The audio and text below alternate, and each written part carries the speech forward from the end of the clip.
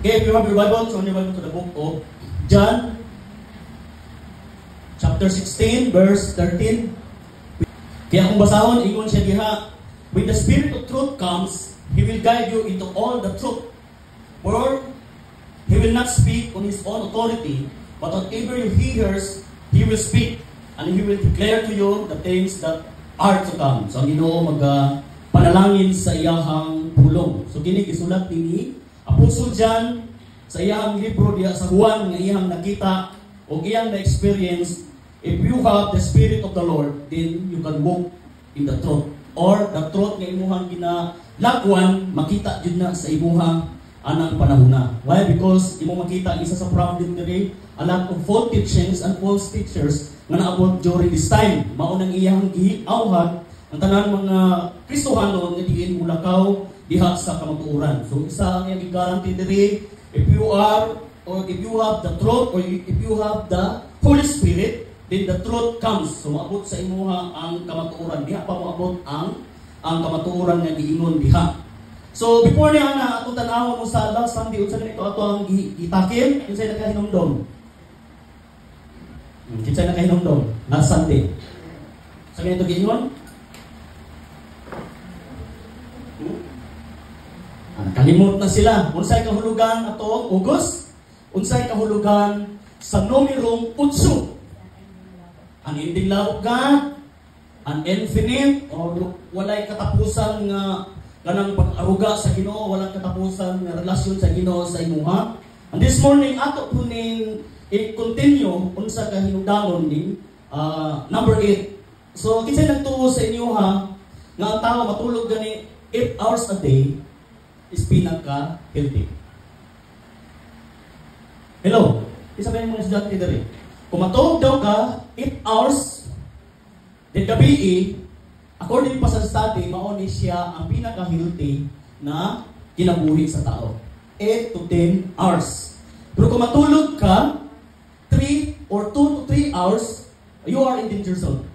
Okay? So ingana ang nakalindot diha kung gusto ka ma-rest imo ang kinabuhi or naay mga organ nga kanang ginaayo sa imong body, then you need to rest 8 hours a day. And you know that 8 glasses of water nga imuhang intake every day, isa ni nga makatabang sa atuang mga katawan. Tuwa ba mo? Yeah. Oh, walo ka baso nga tubig, pero dili putong baso nga sang gamaya. So katong yung baso nga para sa mong baso ginaimnan diha og kanang kape, nga to kada tubig. Walo.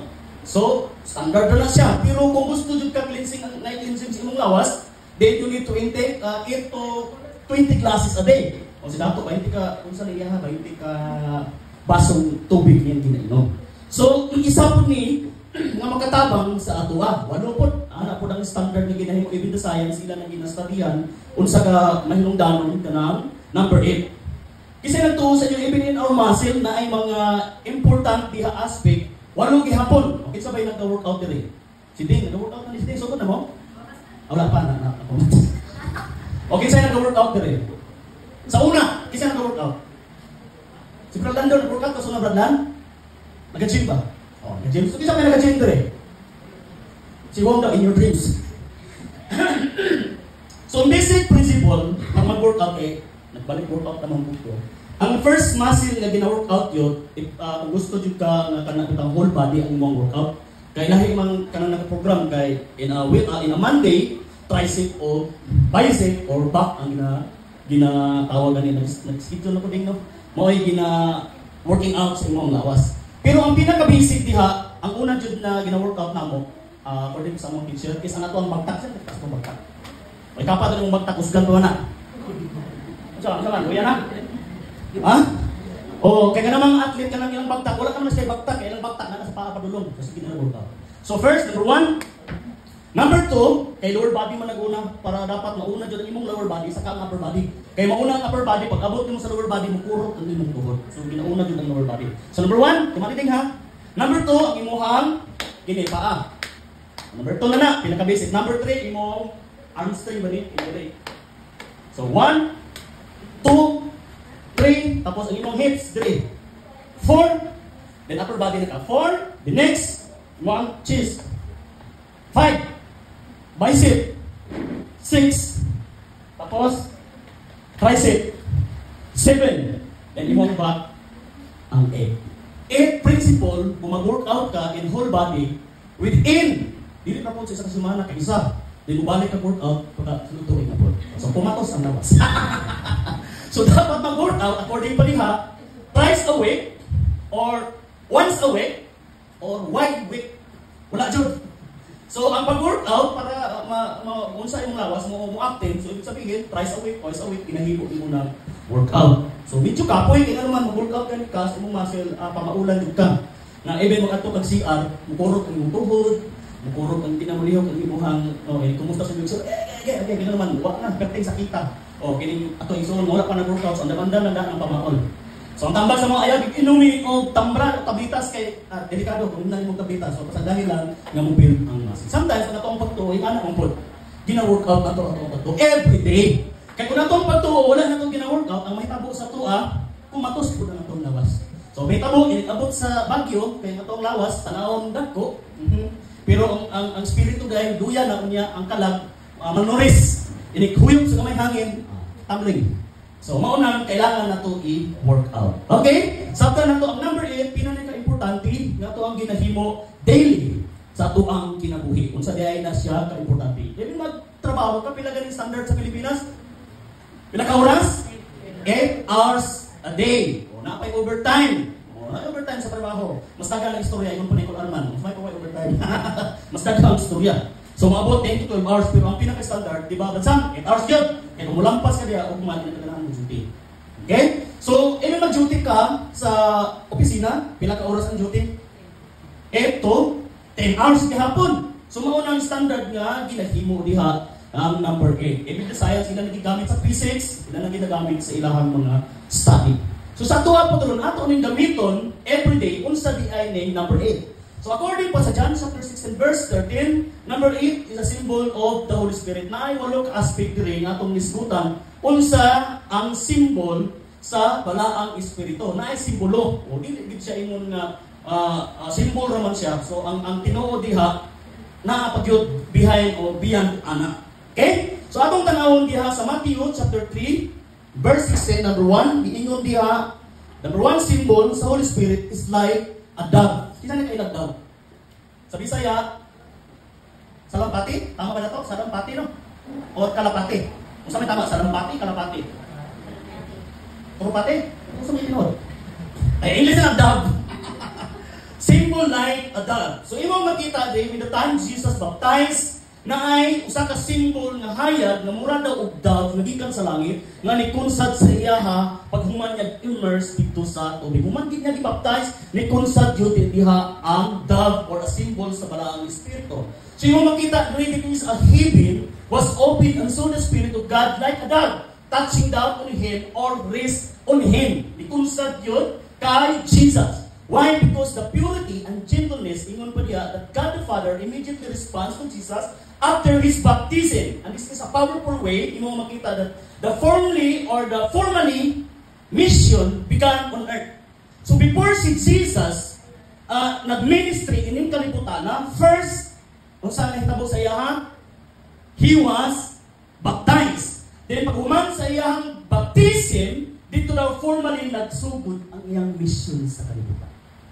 So to imit niini, so before ta magsugod po sa atong mission in the ministry diri sa kalibutan, we make sure like Jesus. So before ta moadto sa field, dapat naa sa tay civil. Kung training kag sundalo, pag dili ka graduate, di gyapon ka pwede mo adto dito sa field, di naman kulurong ka. So sa tuwang pagkakristohanon, before ta moadto sa battlefield, we make sure na kailangan na himong na-baptize ka o makita jud nga diin naa o nikunsad sa imuha ang balaang espiritu. So the dove is a God approval of His love and righteousness. Mao tong iyahang espiritu nga inikanaog gikan sa langit padulong kay Jesus. And then ingon pa ni John the Baptist o ang nag-witness dito that they hear voice or voices from heaven, ingon gyud, this is my beloved Son in whom I love. So the heaven accept, so dito mo makita that the relationship between heaven and earth diha nagsugod sa pagpamuhat sa balaang espiritu. Mao nang every time na imong tindog diri ako gyud gina-encourage na we need to make sure na diin we are baptized in the water. So ibig sabihin, kung i-baptize ka diya sa tubig, ibig sabihin, isa na siya kasilyo or witnessing sa mga di na makita ng kaaway that we are belong to Jesus. Ina mo tapat, belong na ka sa Ginoo. No, belong ka sa Ginoo. Oh, asa ka na belong? Belong ka ng kalibutan or you are belong to the Word of God. So, ingon pa dira, ang baptism is like funeral. Una ko ginamention kanuna yung pag binabaptize. Why is it funeral? Kaya kita nga mga Kristohanon, before we decide to baptize, we need to sure that hindi mo gagibiyaan ang tanan mo mga dilimayong binuhatan. Okay? So nga nung funeral, kaya nga naman, gilubong na nimo dito sa tubig, ang imong daan pagkatao, o imo nang i-accept ang bagong pagkatao na gihatag ni Jesus. And then, this is the moment na diin mag-start na ang atong mission ining kalibutan na ayaw jud adto sa battlefield nga wala ka naka-undergo training, then wala nimo nasabtan unsa ang kamatuoran nga giingon ni John nga diin kung naa gani ang kamatuoran na diha ang espiritu sa Ginoo. If we say na ako sa kamatuoran makita ang espiritu sa Ginoo, dili ang atong espiritu. Okay? Kaya ato ang espiritu, lain ang espiritu. Ang atong spirit is daghang mga witness, dili perfect. Pero ingon pa diya in the spirit of the Lord na sa tuwa we are set free from the darkness. Sabta na to? So ina na yung tapat funeral di ay ato nang ilubong ng atong daan pagkatao aron na ang bagong kinabuhi. Okay? So ina na yung tapat mimimi tumori. Mimimi tumori.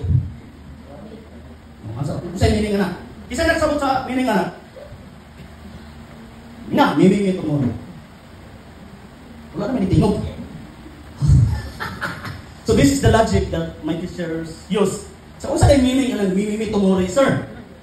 Giingnan nga mga kanan mga classmates, mimimi tumori, so wa mi kasabot unsa to. Di ay yang meaning giingon sa Tagalog in secreto. Ina mamamatay ka. Diba lalo mo pastor? Ina sa mimimi tumori. Atong patio ng atong daang pagkatao. Ina mamamatay ka rin. We are dying in our sin so that the blood of Jesus redeem us from this darkness. Amen? So maon na siya ang silyo diha that after Jesus baptized, imong makita diha nagsugod ang iyang pinakanindot na mission ining kalibutan. Kinsa gusto ana nga mission? Before ka mahimong prophet, before ka mahimong pastor, before ka mahimong magsasangyaw sa pulong sa Ginoo, we make sure that naagi kay access dito sa langit which is our spirit na reconcile sa spirit sa atuang amahan na naa sa langit. Amen? Number 2, imong makita diha sa John chapter 3 verse 8. So ginaingon diha is like a wind. Ang balang espiritu first symbol is like a dove. Number 2 is like a wind. So unsay kalahian sa air o sa wind? Ang tanong ko sa inyo ha. Unsay kalahian sa air and wind? Sige daw, may somebody mag-explain ko mong tanong sa mga estudyante. Hello? Difference between air and wind. Malangap mo ang air. Ano ang wind? Ma-feel. Ako naman, sa explanation ninyo. Somebody? Ingaw pa sa uban, ang air pastor is a part, gihapon na sa wind. Ang wind is a air. Okay? The air that we breathe, naana siya yung mga molecules and gases na ginaingon diha. But the wind na ginaingon diha is like a dynamics or a pressure of air. Maunang na ay low pressure, maunang na ay mga dagko ng hangin, wind na ginaingon. This is the movement of air. So, lahi ang air, lahi ang wind. Pero same sila hangin. So, ang ginapasabot diri the wind, which is the symbol of the Holy Spirit, na diin, nikunsad ang balang espiritu sama sa kusog sa hangin. So, this is the invisible power, o ginatawag ni siya in a Greek word, pneuma, or wind, is the breath of a new life na ginaingon diha sa Word of God. Often the symbolic of Holy Spirit. Kung imong tanaw sa book of Ezekiel chapter 37 verse 1 to 14, when the wind blows across, the dry bones brings them back to life. Nakita ni Ezekiel sa iyang pananawon nga daghan kaayong mga ugan nga bukog. Walay kinabuhi sa iyang pagkakita atong nga vision. So iyang ginahunang unsa ba ang pasabot ni ini? So the dry bones mo ni ginaingon katong mga tao nga diin patay di ay espirituano which is the Israel. They are dying or symptoms of dying totally mo makita diha as well. So unsay next na hitabo diha? When the wind blows across, katong tanan nga mga dry bones namangon og naanay kinabuhi og nahimong So sa ato ang pagkataong karon, when the wind or the Holy Spirit na nagani sa ato and mamoy ato ang ginaginhawa, that the flesh become or naa ng espiritu, we have life diha kang Jesus. So try to imagine, kung wala pa nimo gi-accept si Jesus, we are dying spiritually, mura dahil dry bones. Kasi kita ka ng mga bukog. Main tong zombie, kinako man daw unod ang zombie. Pero katong kalapira na, mura maot na tanaw, magnakalakaw din kalapira. In the spiritual realm, sometimes pinana makita sa tuwa. Sa ito ang natural na pagtanaw, ang tao ta. Pero in the spiritual aspect, patay di ay tangan ng ikaw.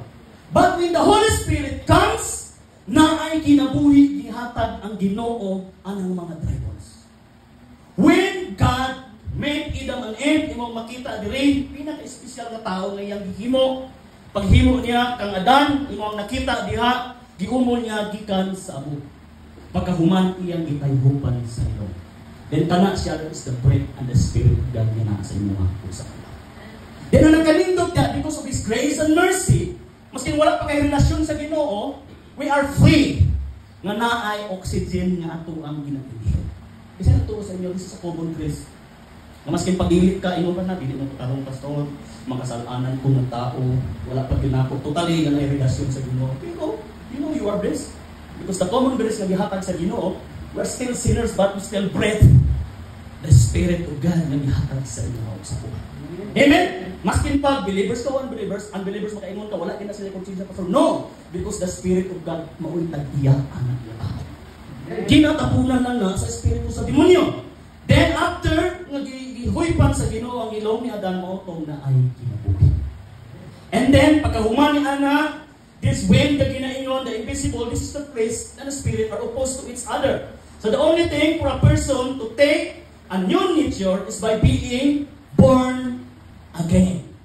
So totally, mahitabo ni sa imuha kung ikaw nagpakatao sa number 1, nag-immerse ka, we are baptized. Number 2, totally changed or 90 degree ba na? Totally changed. Gibiyaan ni mo ang kalibutan, pero nabuhay ka sa kalibutan. Gibiyaan ni mo ang buluhaton, hindi kalibutan o giuban ka sa buluhaton sa Ginoo. Muna yung dapat nga mo na nakakaroon. Ina nga, you are blessed. Kaya ka nang hangin nga ito ang giginhawag, ihatag na sa Ginoo. Yung ato nag-hospital ron, isa katangki. Jason, pila yung mahurot isa katangki gani? Ayun, Dr. Jason ba? Isa katangki sa hospital, 3 days ba? Dalang doon, no? Sa imuhang lima na, 3 days o? 3 days! Unya, libre ba dili? Dili, bayaran mo oxygen. Unya, sa 3 days, pila na edad mo? Pila edad mo ko? Ikuha ko lang. Ha? 63! Ihapon mo ito, pila nakatangke oxygen na kamurot? O, sige lang, imagine. Pila nakatangke. Pero, ang hangin nga itong giginhawa, still free. Okay? This is a symbol. Nga makita, nga nagginhawa ka, usahay, baka umuha ang balangis ko itong kainong ka, nalaging hangin ako ang nabati nga bugnaw. Pero manibawat imong balibo, duha ka klase na. Ay, di espiritu sa Ginoo, espiritu sa inkanto. So we make sure, because isa rin mo ang timanan diha. When the Spirit of the Lord rests on you, then you have peace. Nabati sa sumunod. Pero nabati ka kahadlok, review ka na na igsoon, hindi na mao. Pero kung nabati niyo mong comfort, this is the work of the Holy Spirit. Kaya kami comfort, kaya kami empower. Mas pag naglakaw ka sa laraw sa kamatayon, ingon pa diha, naagihapon ang protection sa Ginoo, kaya nanuman, mo na yung ingon bisaad, nga diyan ang pagpamuhat sa balang Espiritu. Amen? And also, ingon pa diha, so that we can understand the work of the Holy Spirit. If we are a Christian, until now you cannot know what the Spirit leads or what the Spirit works, kundi pa rin mo masaktan, so there is something kunang pa sa Panginoon. Amen? Kaya nga naman, the Spirit nga naa sa atua, masaktan nato unsay pagpamuhat sa balaang Espiritu o pagpamuhat sa Ginoo. O medyo ka malibog pagtuong sa pulong sa Ginoo nga naman, naay balaang Espiritu nga nagtudlo sa iyo. This is the Spirit of God. Okay? And this is the sovereignty of all powers that ingon pa diha, the air that we breathe.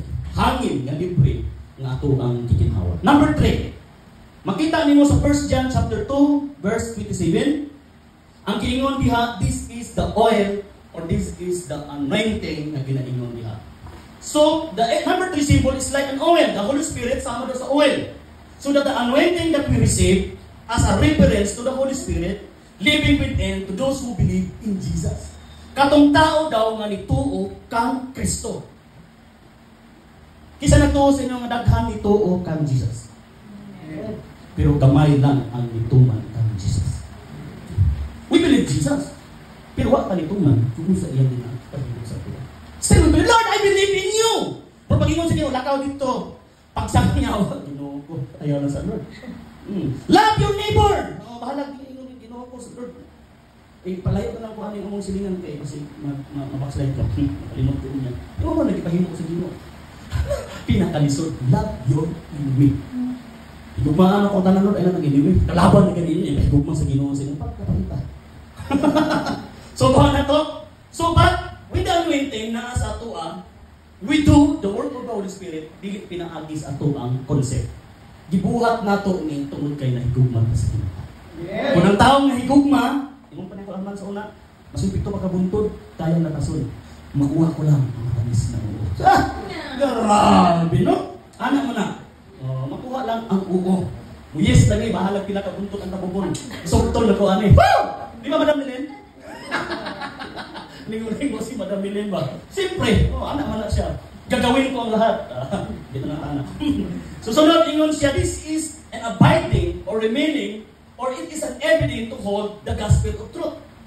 Kung ikaw di ay naa sa kamatuuran, you have the gospel, which is the good news, then ingon pa diha, maoda na siya ang evidence nga naa diha ang biyog sa balang Spirit.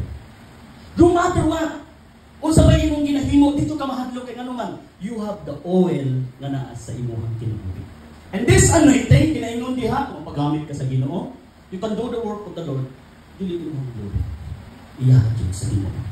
Matingala na lang ka sa una nga, ulawon kay kumutindog diri sa stage pastor. Pero karon baka ang kay kugnaw. Ano naman na siya? Wala nang baka sa mugnaw, dili mo ang naw. But the moment na nagpagamit ka sa Ginoo with the anointing, maunang gilibin up ka sa Ginoo. Daghang mga tao mitindog, sharing sa word of God. Daghang mga tao ingon pa ni dato, makita nimo, abi nimo ang sinutan tataw nimo, uy, murag pigado. Mao ni mo share sa pulos Ginoo nga wa man English. Kaya kasagarot sa mga tao ang ginatanaw katong saktong barog. Maanyag ng mga tao. Pero sa to say karon makita nimo dili sa kaanyag makita ang lihok sa Ginoo. Ingon pa ni dato nga tao nga nakita tanaw nimo murag walay kamumuang. Pero pag tigtog pa niya, natingala ng mga tao, dili na iyang tingog ang nagumog sa mga tao. Lahit ng tingog ang ilang nagumog. In a simple word, na ay nag-transform sa ilang kasing-kasing. Simple na pagkanta, na ay nag-usap ng kinabuhi. Gamay pa ng pulong, itulog ng imong duha. Kinaluman, naaamanitin sa Ginoo. Anong ito, anak? Pringon pa niya, lahit naman ng pastor. Masinag si Pedro, si Juan, si Moses, masin pa si Jesus, muwali din eh. If our heart is defect, why may tabo sa kong kinabuhi? Tama! Nga naman! Wala man nato, ipangandun na tanak na uwi, maabot po sa atong kinabuhi. Hello? Sumaon na siya ang ginaingon diha. Ingon pa that the Holy Spirit help us to understand what is right or wrong. Kanang bata, masin pa si Shira, 4 years old, makabalugin na siya kung sa'yo tama. Bata pa na ha. Nakita ang mga dagko. Kabalo bata kung sa'yo tama o mali. Hello? O sad to say, ang atong kalibutan karon kinsa pa kung mali. Maupay dito ko. Kinsa pa'y tama, maupay pindig. O mauling kalibutan karon. Pero imong makita diha that the Holy Spirit help us to know what is right and wrong. So if you are mature, if we are mature, kabalo na gito mapili, hindi na iyaha sa Ginoo. Ayaw mo. Amen? Kaya in that moment, diha ni mo ipasubok ang balaang Spirit. Ang Spirit, kung mag-abide sa imo, ha? Pero wala na pang-liot sa imo. Why? Because, naluod sa imo, ha? Tungod kay, kabalo na kung sa'yo tama, wala na yung gihimo. Ingon pa sa kanta, gusto kong bumait. Pero ayaw, bumait. Mata ingon si Paul, what I am rich,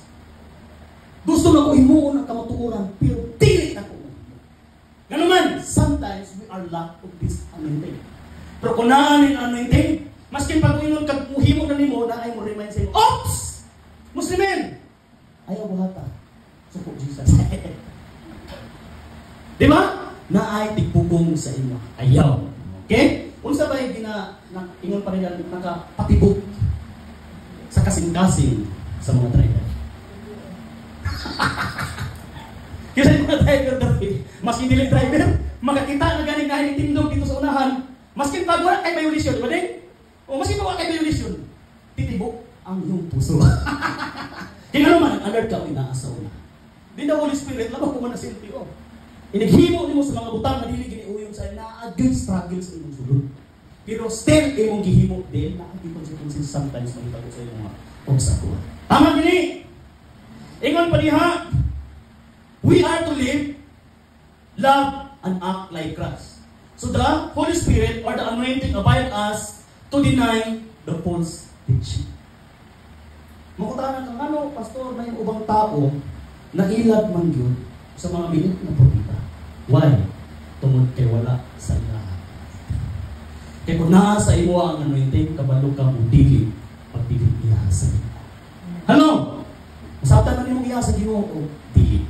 And the next thing on we have the oil is an healing and deliverance from any sickness, both spiritual and physical. Sa ilang panahon sa una, pag naay magsakit, ilan ang ginaanoin ang masakiton with the oil. With the anointing oil. Sa olive oil na nila ginakuha. At tuwa din eh, nagpapayo naman kung oil niya kay dato. Made from coconut oil. Which is branded. Ito ang po, di ba? Pero ilaha dito, olive oil. Kung ato tao, Israel po mamanita ato. Gamiton ko na to. May atong i-anoin sa nagsakit. May atong i-anoin sa mga worship leader, sa mga leaders, sa mga musician, which is mauni siya ang naghahatag sa tuwag lana. Kaya ang sakyanan, pagwadaan na ganig lana, sa may tawag na ito. Kung dili mga gubok ang pire, mga tanggal ang lagi. So, a man without the anointing, maabot din panahon, maughan ka. And then kung ughan ka, di na kaganahan maginaw sa pulong sa Ginoo, di na kaganahan mo dayeg, di na kaganahan makikpilusip. And then you think that you are somebody. Ako doon. Mas pride ko niya. But we don't know kung wala din ang anointing, ato-ato na.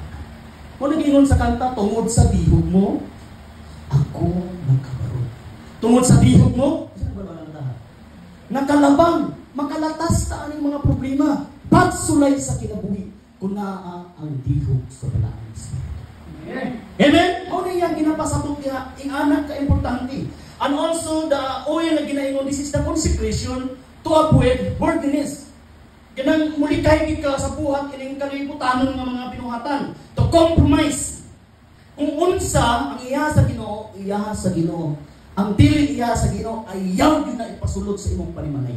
Kaya mauna siya ay mukhang contaminated sa ato ang spirituhan ng bahin. Amen? Amen. Amen. Kung unsa daw genuine, so ito, genuine yung ginaingon diha.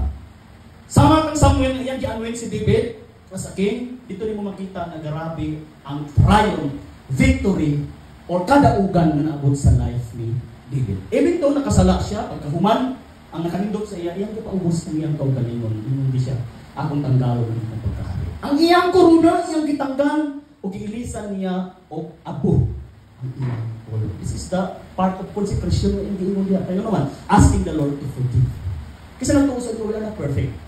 Pero ang nakanindot niya, kung masimpiat man ta, na ay wala ang Espiritu na magkiya sa imuha. Kung gusto kang daog, then, kining aminting mo ay makahatag sa imuha. O kadaugan. Number 4, in Acts chapter 2, verse 3 to 4. So, the number 5 symbol is, number 4 is like a fire. Ang balaang Espiritu daw sama ni o kalayo. Sa itong isa din like a dove, like a wind, like an oil, the next is a fire. So the fire which is purifying silver and gold, no, itong ako ang gi-illustrate last Sunday, nga ingon nga, unsaon di ay pag-purify sa silver nga, pure silver na gid siya. 3 days, 5 days, 6 days, di pa gid siya ma-purify by 24/7, siguro ilan na ginahimo. So ilaha lang na makita ang pure silver kung mo-reflect ng ilahang now sa silver. So ingana po nga, with the fire of the Holy Spirit is in us, gina-purify ta niya. Dili kita Kaya kung kita manikamot, Lord, gusto na yun ko magbago. Pero without the fire of the Holy Spirit, di kita mangtabog sa inyo. Ano man, wala niyo mong i-recognize in the spiritual aspect that the fire of the Holy Spirit is purifying you and me. Hello?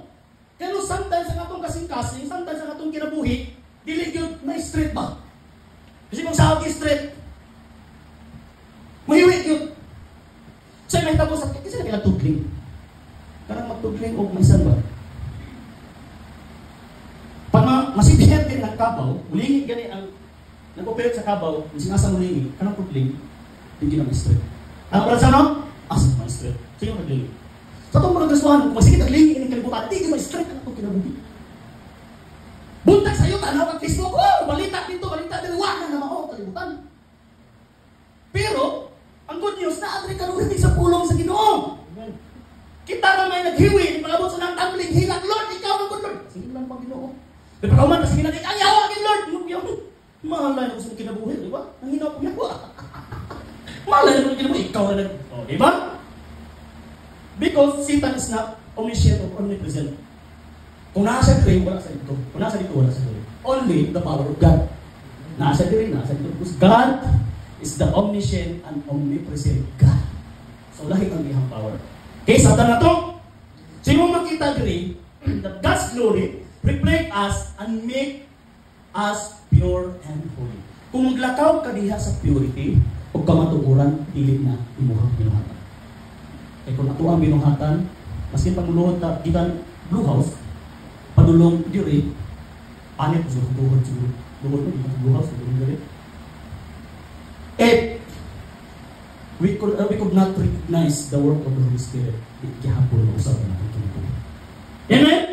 Kaya naman, the purity and holiness diha, iyahan na sa Ginoo.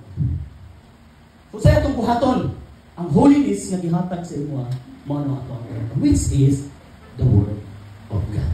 Kung unsay gisulti sa pulong sa Ginoo, maoto ato ang buhaton. And also, this is the birth of Christian or Christian church during sa ilang panahon. Pagbuto yun sa ministry diha sa Acts, na sila sa synagogue, ni Kunsal ang balang espiritu, nakita na nila kauban ng mga disciple nga naay kalayo nga nagsiga sa ilang ulo nga mura og tila. So symbol din siya sa balang espiritu, silang tanan nga naa sa synagogue. Nganong kiniman ang birth of the Christian church? Kay human nila na mingle, human sila gi-empower sa balang espiritu, both in dwelling and outpouring. Grabe ang miracle, sign wonders na nahitabo sa ilang ministry. Na to the point nga ang ilang anino, magkaayo nagmasakiton karlando. Ang ilang panyo, ipahit sa masakiton, maayo na because of that anointing and the fire of the Holy Spirit. Moto si Reinhard Bonnke, isa ka evangelist, sa ilang crusade, thousands, million of souls ang maluwas. Wala sa ilahing gina-mention, which is the fire of the Holy Spirit. Di ba kung on-fire ka, mo na mag-inlove ba? Di ba pag inlove ka, maski pag-walk kay kwarta, magkapalit ikot sa kulit, Brad Sam? Di ba, Brad Jason? Katawa Jason ba? Kung panahon nga na-inlove ka, maski pag mamahong kwarta, magpalit ba? Ano? Magpalit ka. Inlove man. Mangita dyan kag paagi. Masaya no?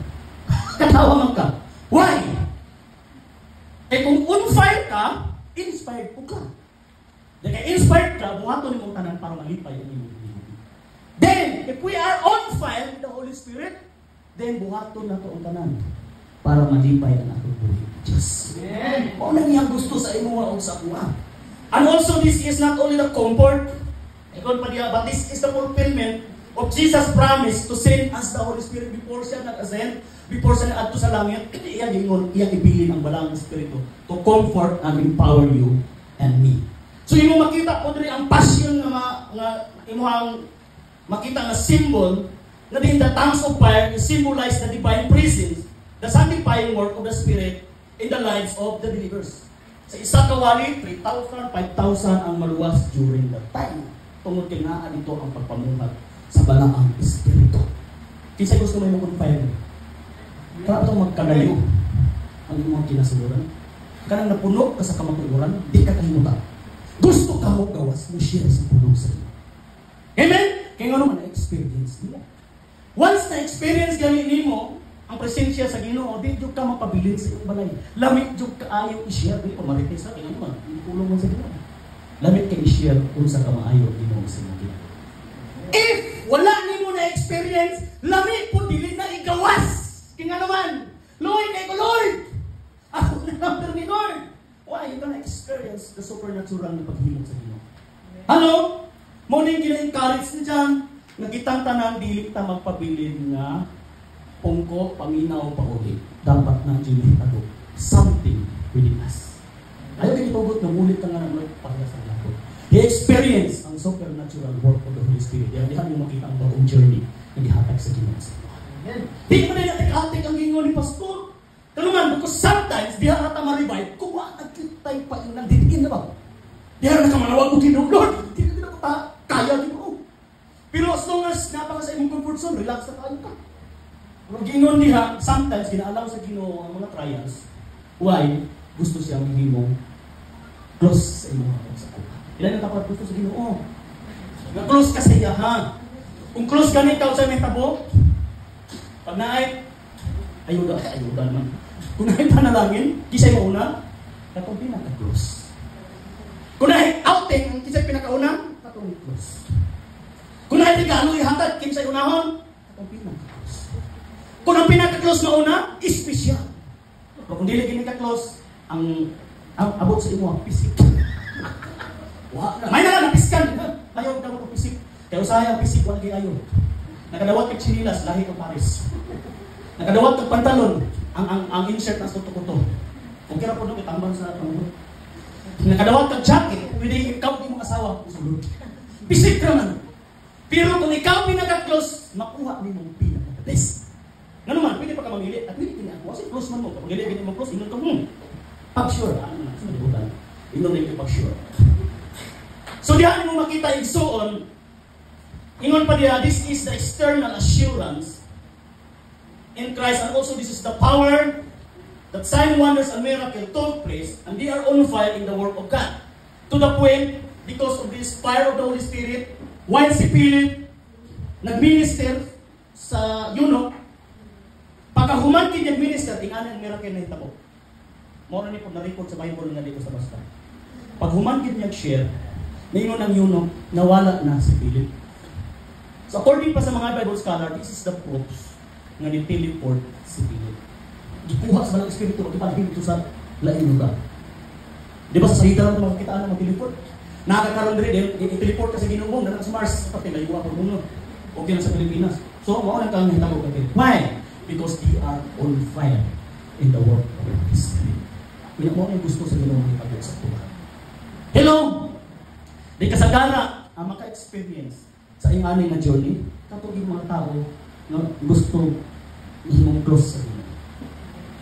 Pero himong juga nga, Lord, maskin pag ako ang kinabuhi, kaya na po ihatag sa inyo. Basta wala na ulan. Ulan ro, di sa tamanin ba kay ulan? Ulan din mo na sa Ginoo, Lord, ako ang kinabuhi, ako din ihatag sa inyo. You know, gamay ng pagsulay ihatag sa Ginoo sa but sometimes, kung sa to weakness na to, dito po tagilahon sa kapay.